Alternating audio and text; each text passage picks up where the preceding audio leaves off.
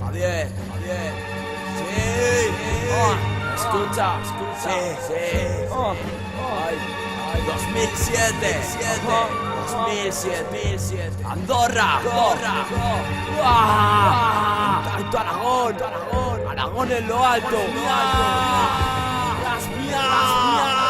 La luita continua y mientras tanto yo con mi música elevando Aragón dica a lo alto. Exacto, mientras políticos siguen firmando pactos, mi amor por esta tierra sigue intacto.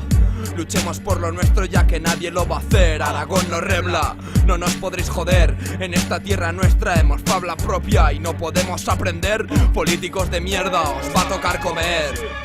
La historia está de nuestra parte y vuestra insensatez parte de la tontería de intentar hacernos ver que Aragón forma parte de una España grande, libre y llena de tontos. Por eso hoy desmonto vuestro intento de silenciar al vengado nuestro pueblo, que sopla fuerte como el cierzo y fluye como el Ebro. Vuestro feroz españolismo no quebró el sentimiento aragonés que pervivió,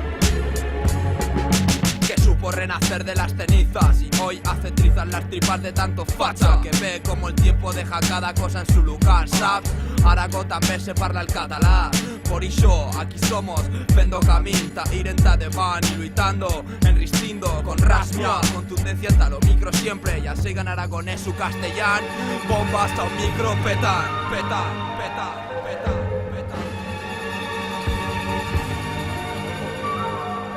A luita continua y mientras tanto yo con mi música elevando Aragón dica a lo alto. Exacto, arte de un ras y proyección, foi cantón está la chendeísta nuestra nación. Aragón tiene nombre propio, no nos dejaremos engañar, hemos de enristir y luitar ta ir en ta de van y chino-chano feremos país.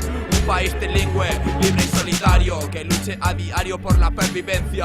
Esta tierra es noble, donde las haya. Vivimos encadenados a un estado inventado que hizo de nuestra fabla un idioma olvidado. Por eso hoy presento mis respetos ante el micro.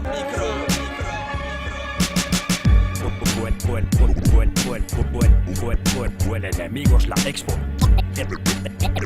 Expo y por su fracaso brindo. Buen enemigos la Expo y por su fracaso brindo. Chin chin. Por su fracaso brindo. Chin chin.